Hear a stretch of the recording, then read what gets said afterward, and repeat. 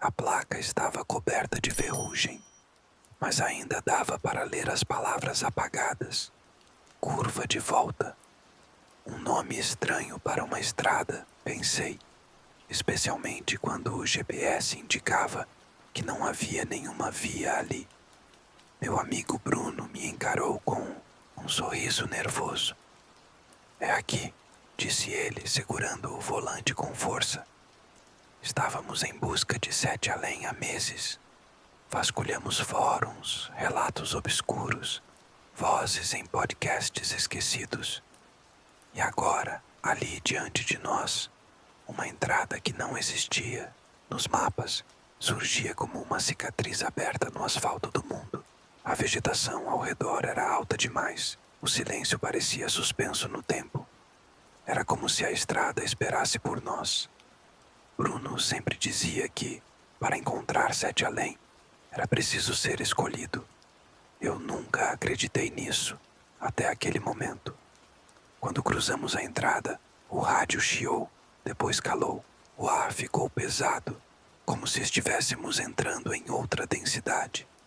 E então, tudo ficou estranho. O painel do carro começou a piscar e o relógio andava para trás. Tentamos dar meia volta, mas a curva atrás de nós havia desaparecido. Não, havia mais caminho de volta. Era como se tivéssemos atravessado uma membrana invisível. A paisagem parecia igual, mas havia algo sutilmente errado com o céu, com o cheiro do ar, com o formato das árvores. Tudo parecia familiar demais, como um sonho mal lembrado. E ali começou nossa descida ao desconhecido. Bruno era obcecado por Sete Além desde a adolescência. Encontrava conexões em tudo, textos ocultos em livros de bibliotecas públicas, padrões nos horários de ônibus, ruídos em frequências de rádio. Ele acreditava que Sete Além era real e que alguns podiam atravessar se estivessem no lugar certo, na hora certa. Eu, cético por natureza, sempre acompanhei mais por amizade do que por crença. Mas nos últimos meses, coincidências demais começaram a surgir. Uma mensagem anônima nos enviou coordenadas, uma sequência de números em um post de blog antigo. Bruno rastreou até um local no interior, longe de tudo. Quando chegamos àquela estrada, senti um desconforto que não sabia nomear. Entramos e logo percebemos que as leis comuns não se aplicavam ali. O rádio tocava vozes em línguas que não reconhecíamos. O GPS mostrava ruas que não existiam. Paramos em uma borracharia para pedir informação, mas o homem que saiu do galpão não tinha sombra. Literalmente. Conversamos por alguns minutos e ele falava como se estivéssemos ali há dias, citando coisas que não tínhamos feito. Começamos a perceber que aquele lugar tinha suas próprias regras e que nossa presença estava sendo observada, medida, absorvida. Passamos a noite em um hotel que parecia saído dos anos 50. A recepcionista nos deu uma chave já pendurada num chaveiro de madeira, onde lia-se Quarto 11. Não havia mais hóspedes.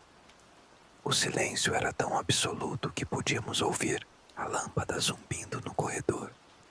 Durante a madrugada, acordei com Bruno murmurando em voz baixa.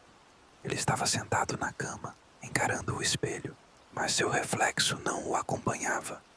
Era como uma gravação, alguns segundos atrás.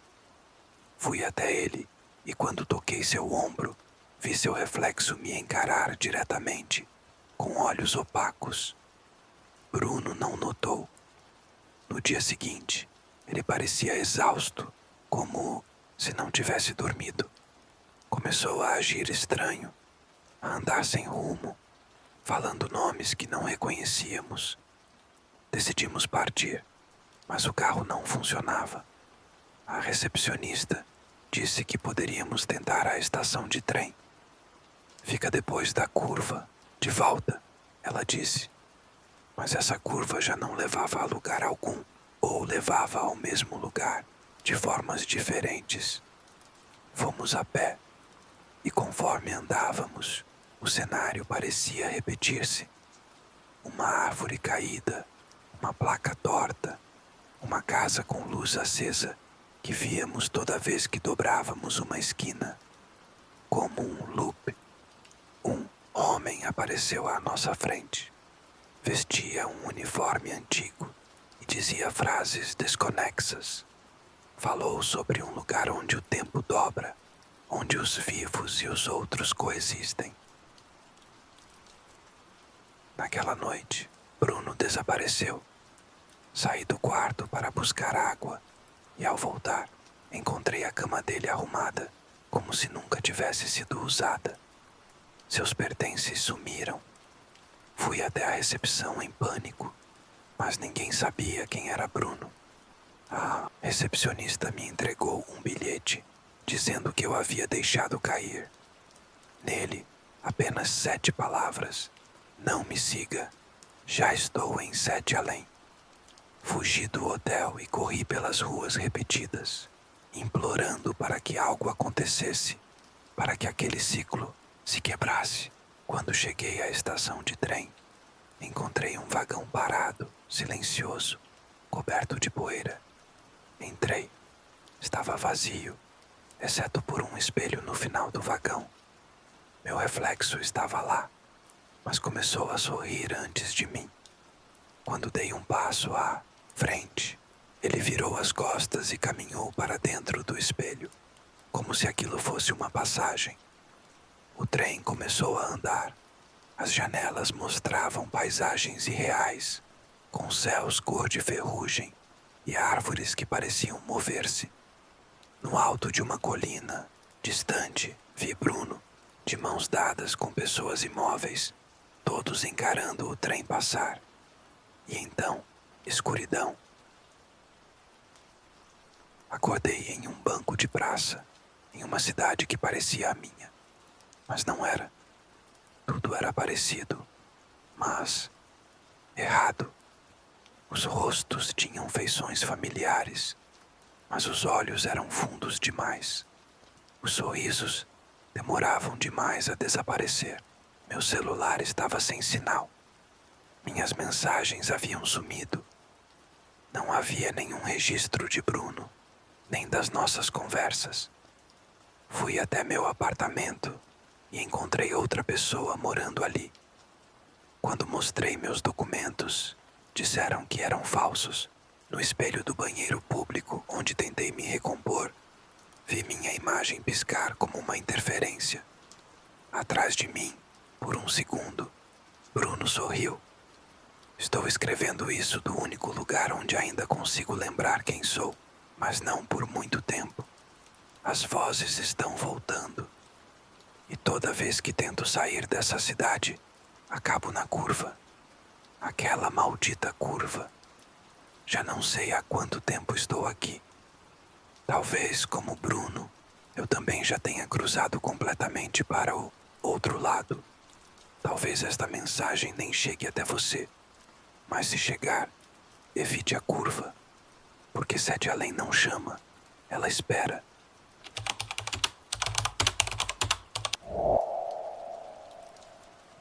A chuva castigava o para-brisa, como se o céu estivesse em guerra contra a estrada.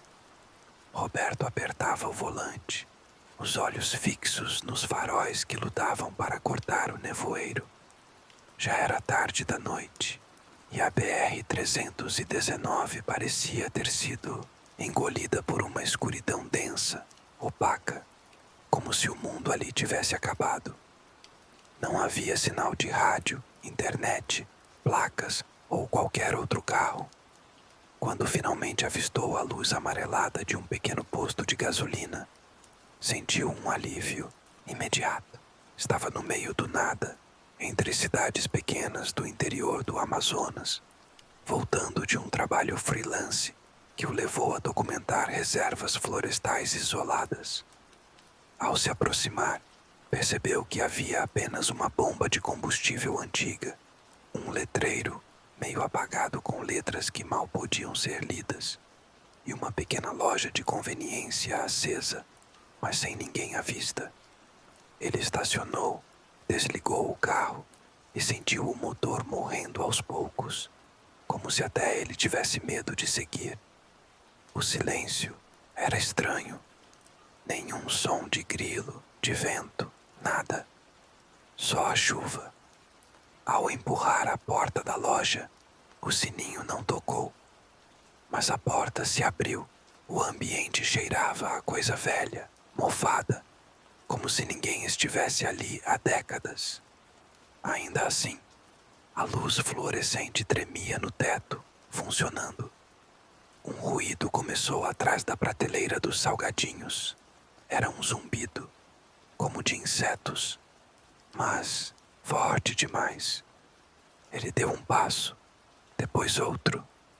O som ficou mais alto. E então, ele viu. Aquilo não era uma loja comum. Não era nem uma loja. Roberto sempre foi um cara cético. Cresceu em Manaus, acostumado com lendas urbanas e causos de floresta, mas nunca deu crédito real a nada. Câmera na mão, seu trabalho como videomaker o levava a lugares inóspitos para gravar vídeos institucionais, de ONGs e governos. Naquela semana, estivera no meio do mato por 4 dias, documentando um projeto de replantio em áreas devastadas. A volta seria tranquila, se não fosse a tempestade e a rota desviada por causa de um deslizamento. Ele jurava que estava na rota certa, mas o GPS enlouqueceu horas antes e o mapa de papel não batia com o que via ao redor. O posto apareceu como um milagre em meio à noite sufocante. Mas logo o milagre se tornou suspeito. A loja parecia abandonada, embora limpa. Os produtos nas prateleiras eram embalagens antigas, como de décadas passadas, mas estavam intactos. Tudo parecia encenado, como um cenário de filme mal iluminado. Quando chamou por alguém, sua voz foi engolida pelo espaço, sem eco. Nem os próprios passos soavam como deviam. Atrás do balcão havia uma porta metálica. Curioso, empurrou. Um corredor úmido, iluminado por luzes vermelhas, se estendia para dentro de um prédio que claramente não existia por fora. E ali, dentro, tudo parecia mais frio. A sensação era de estar sendo observado, como se 1000 olhos estivessem encravados nas paredes. Enquanto avançava, o zumbido voltou. Parecia vir das lâmpadas, mas também do chão. O corredor era estreito e parecia inclinar-se levemente para baixo. As paredes estavam úmidas, com rachaduras que pulsavam levemente, como se respirassem.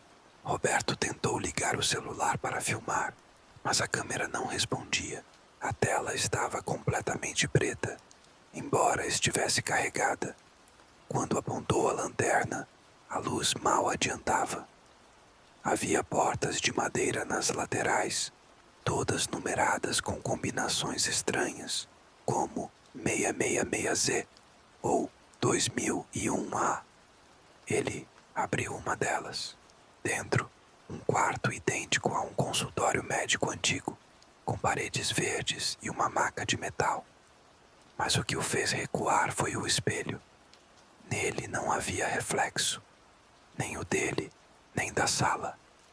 Apenas escuridão líquida. Quando fechou a porta, ouviu passos atrás de si. Virou-se. Nada.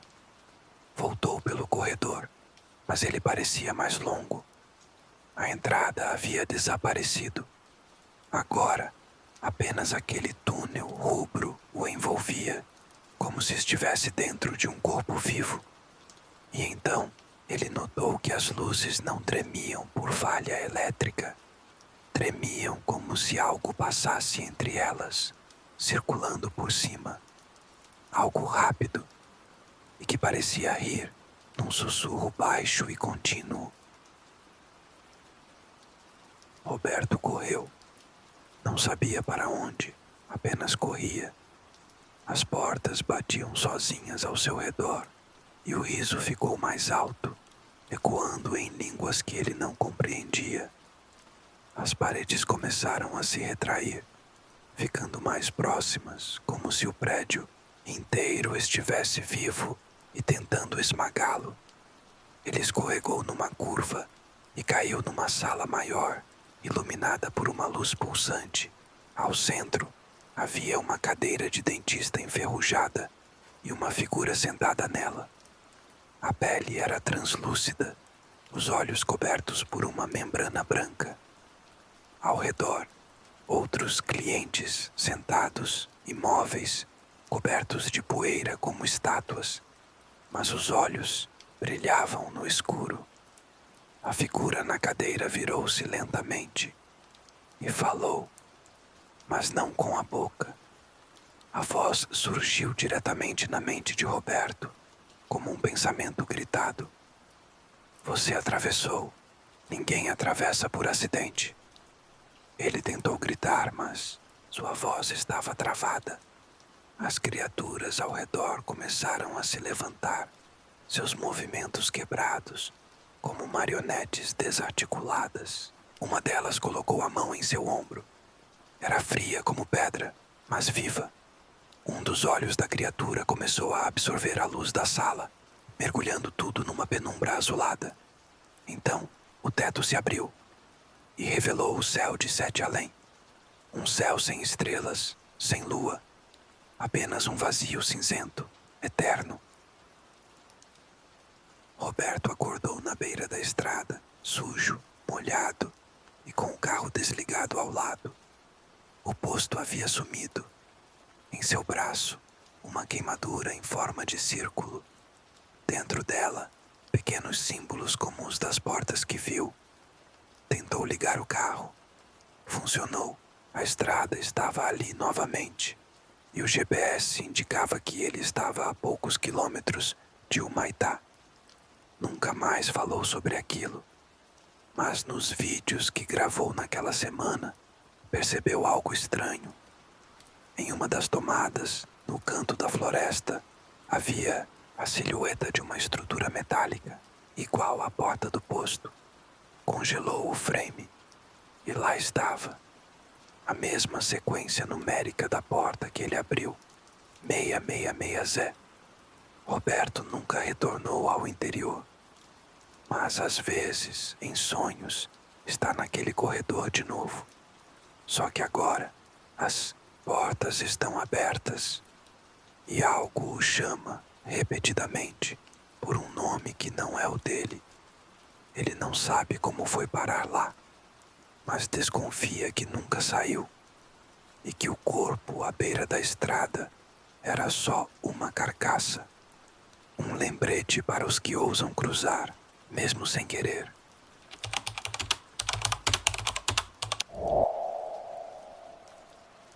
O relógio da plataforma marcava 4h17 da madrugada, quando Daniel passou pela catraca da rodoviária. A cidade de Itapeva ainda dormia sob um nevoeiro que parecia grudar na pele como algodão molhado. Estava cansado, com as pálpebras pesando depois de horas esperando por um ônibus que não constava mais nos painéis digitais. Perguntou aos atendentes e ninguém sabia informar sobre aquele horário.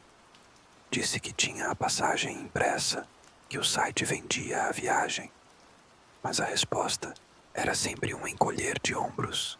Decidido a esperar, sentou no banco mais afastado, perto da última baia, onde a luz do poste piscava com um zumbido constante.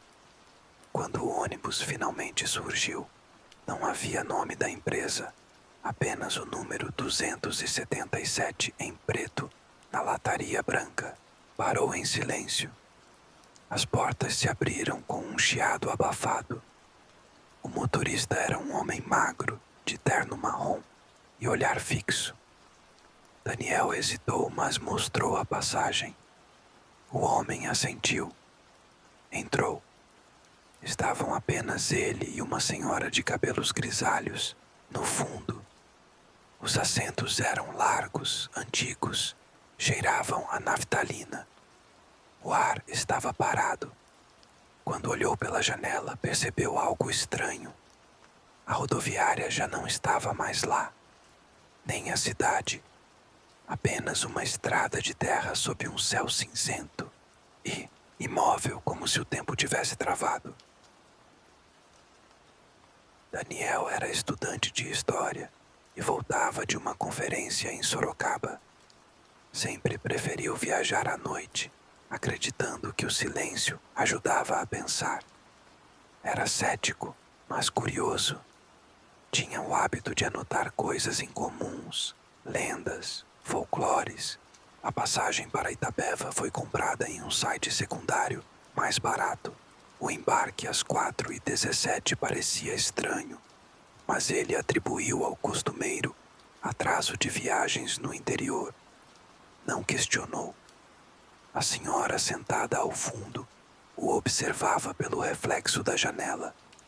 Daniel tentou puxar conversa, mas ela apenas sorriu e apontou para a frente.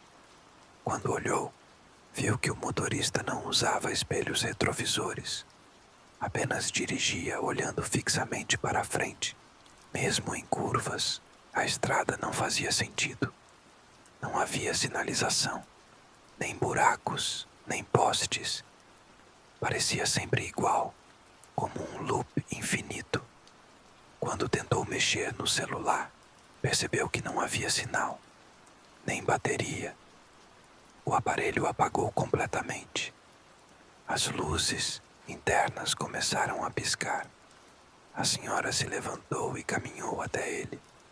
Tocou seu ombro e disse, num sussurro arrastado: "Você comprou o bilhete errado." E voltou ao seu lugar. No fundo do ônibus, as janelas escureceram completamente e algo parecia espiar por fora. As janelas do lado esquerdo mostravam uma paisagem deserta, árvores retorcidas que pareciam se curvar em direção ao veículo, como se observassem a viagem. As do lado direito mostravam um túnel de pedra, eterno, como se o ônibus estivesse atravessando dois mundos ao mesmo tempo. Daniel começou a sentir um zumbido nos ouvidos, forte, como pressão atmosférica.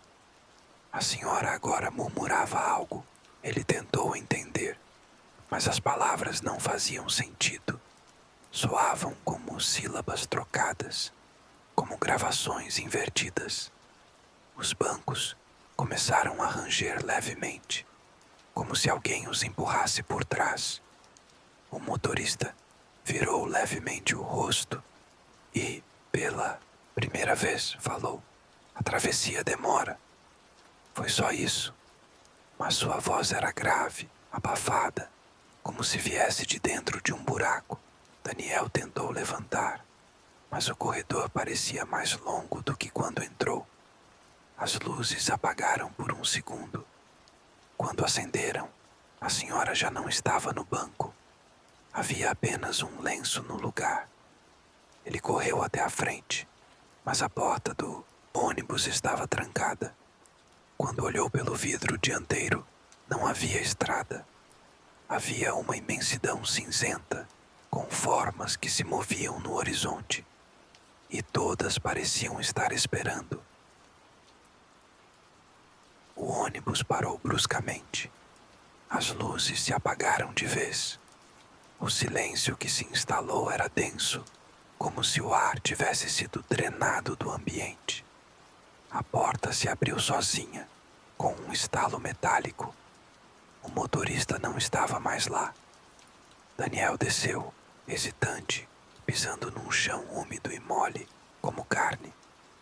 O céu era uma massa escura com pontos brilhantes que se moviam como olhos. À frente, viu estruturas altas e retorcidas, como prédios em colapso, mas feitos de um material que pulsava.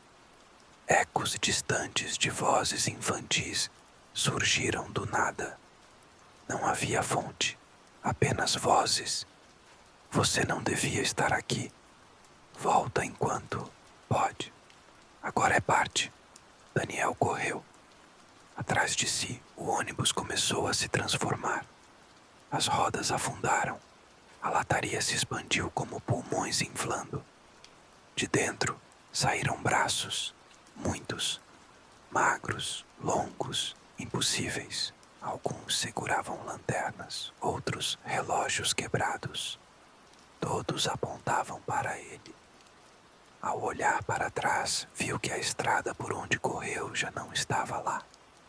Em seu lugar, apenas uma escadaria de pedras que levava para baixo, cada degrau mais escuro que o anterior. Foi puxado por algo. Gritou, mas o som ficou preso em sua garganta. Tudo girou. E então, o silêncio. Daniel acordou dentro de um ônibus comum, com pessoas ao redor e luz do sol entrando pelas janelas.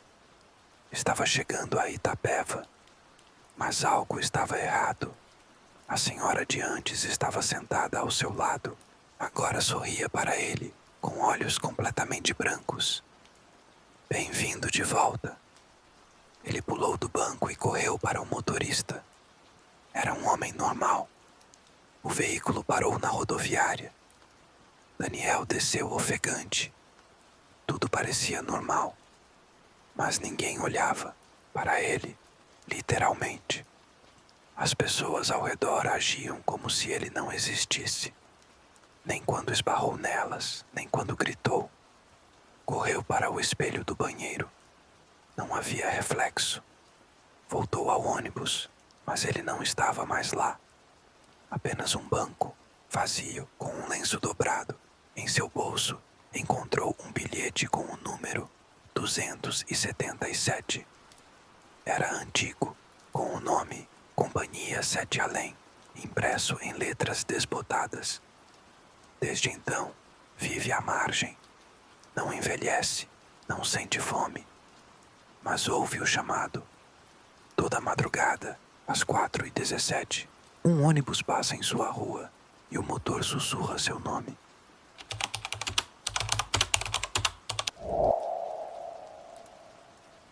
A estrada parecia nunca acabar. Clara já estava dirigindo há quase 2 horas pela BR-319. Mas o GPS insistia em informar que haviam se passado apenas 30 minutos. Tudo ao redor parecia imóvel. Nenhum outro carro, nenhum sinal de vida.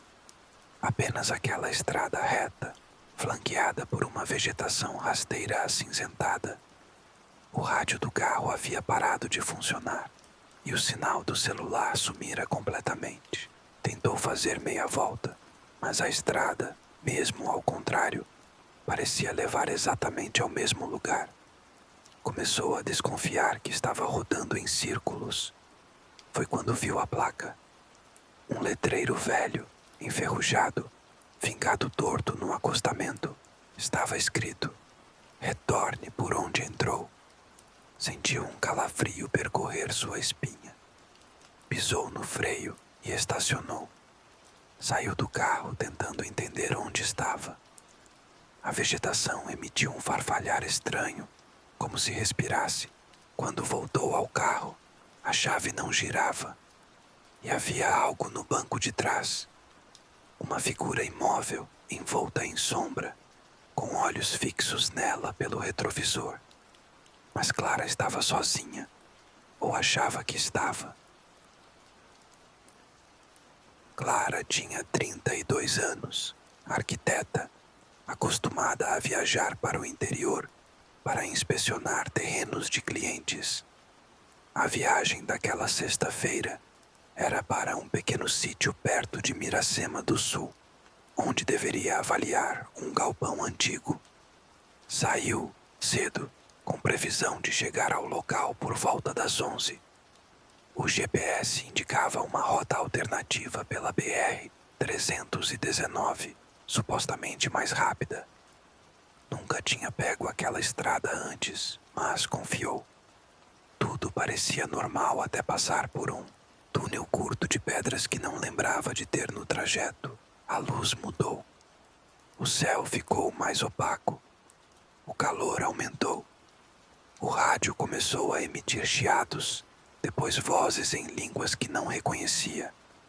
A estrada, que antes tinha curvas, tornou-se reta e sem fim. Tentou se manter calma. Ligou o pisca-alerta. Nada. À frente, viu um vulto na beira da estrada. Um homem parado, sem se mover. Quando o carro passou por ele, ele desapareceu. Olhou pelo retrovisor. Nada. Começou a sentir que o tempo estava sendo dobrado e estava sendo observada. Parou em um posto de gasolina que surgiu do nada, mas estava vazio. Nem atendente, nem carro. Apenas um cheiro forte de ferrugem e algo queimado. Clara entrou no posto. O chão estava coberto por uma camada fina de poeira preta, como cinza de papel queimado. O caixa estava aberto e as prateleiras vazias. Uma TV antiga no canto ligou sozinha, mostrando imagens distorcidas. Um noticiário sem som. As imagens mostravam ela no carro, perdida. A mesma estrada, a mesma expressão. Um frio percorreu sua nuca. Saiu correndo de volta para o carro. A figura do retrovisor agora sorria. Um sorriso imóvel que não combinava com o rosto que era apenas sombra. Ligou o carro com esforço.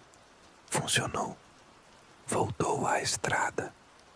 Agora havia placas que diziam: volte antes do último suspiro e o fim já passou.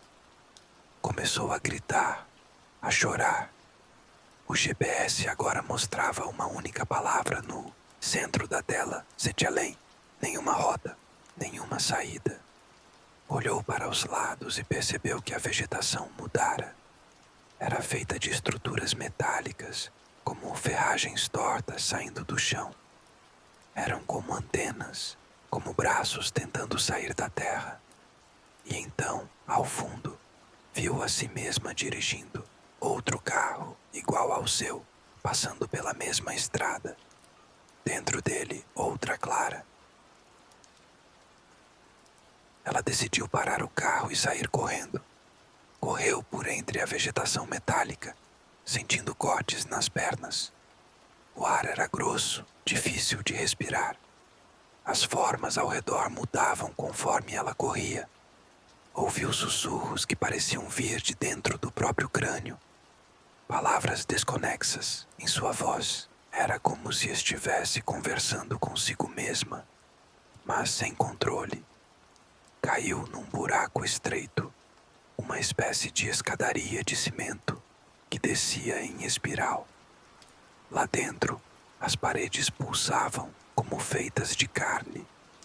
Cada degrau que descia, escutava versões diferentes de sua própria vida. Em uma, ela nunca saíra da cidade. Em outra, havia desaparecido anos antes. Chegou ao fundo, onde havia um espelho gigante, trincado. Do outro lado, uma mulher idêntica a ela batia no vidro, gritando em silêncio. Clara tocou a superfície. Foi sugada. Quando acordou, estava dirigindo novamente. Mesmo carro, mesmo lugar. Olhou o retrovisor. A sombra já não estava lá. Estava no banco do passageiro. E sussurrou: agora somos duas. O carro seguia sozinho. O volante não respondia mais. Clara parou de lutar. O carro continuava. A estrada continuava. O tempo não passava.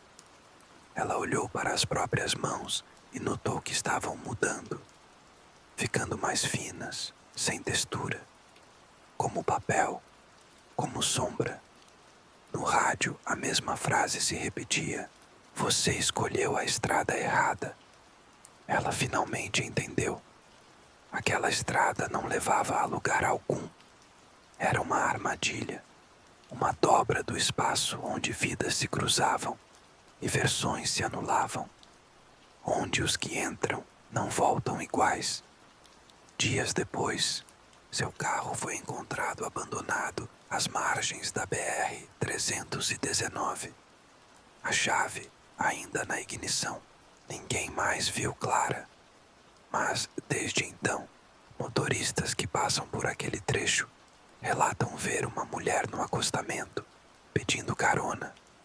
Outros dizem que ela aparece no banco de trás do carro, olhando pelo retrovisor, mas some quando olham diretamente. A estrada continua lá, reta, silenciosa, escondida, esperando. E de vez em quando, uma nova placa aparece, sussurrando a quem passa. Volte enquanto é tempo.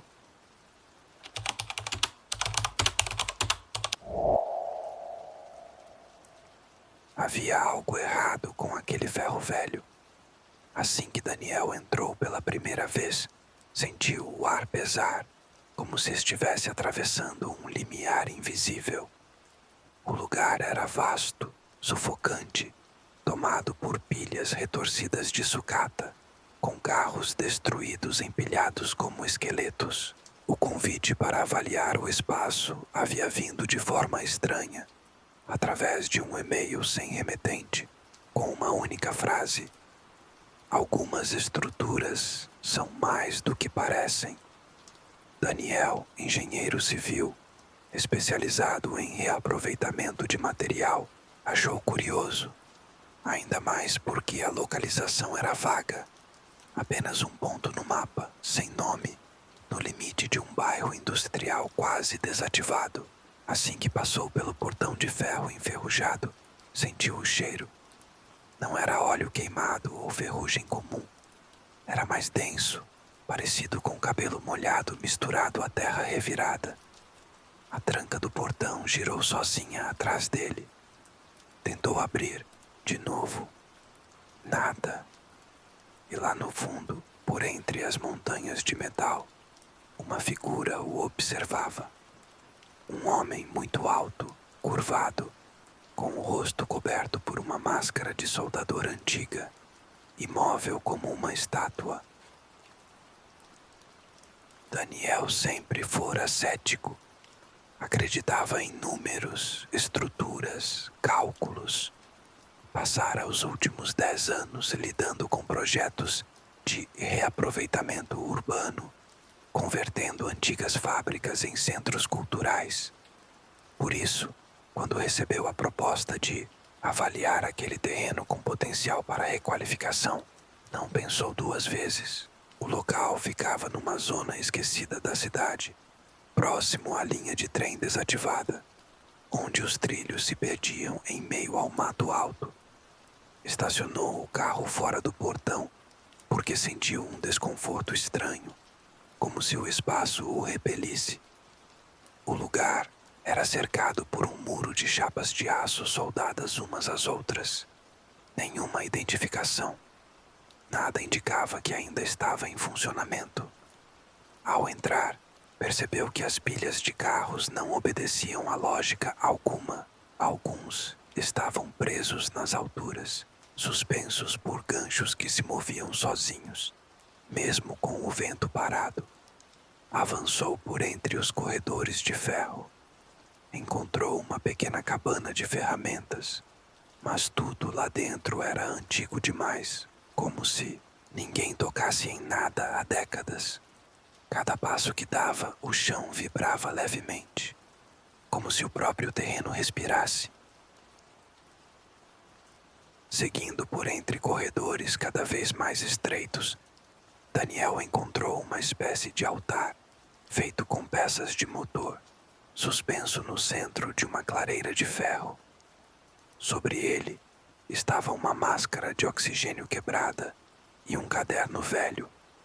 Ao abrir, encontrou páginas escritas à mão, com desenhos de pessoas retorcidas misturadas a engrenagens.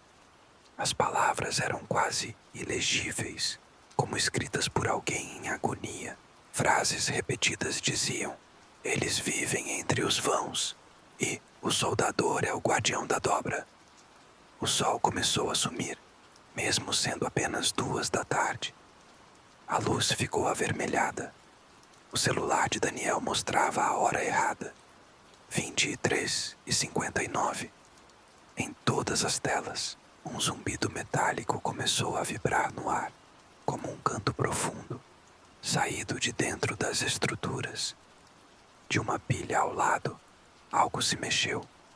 Um carro tombou sozinho, e o velho de máscara apareceu ao lado dele. Era impossível que tivesse se movido tão rápido. Daniel tentou falar, mas sua voz foi engolida pelo som. O velho apontou para o altar e deu 2 passos para trás. Com relutância, Daniel se aproximou.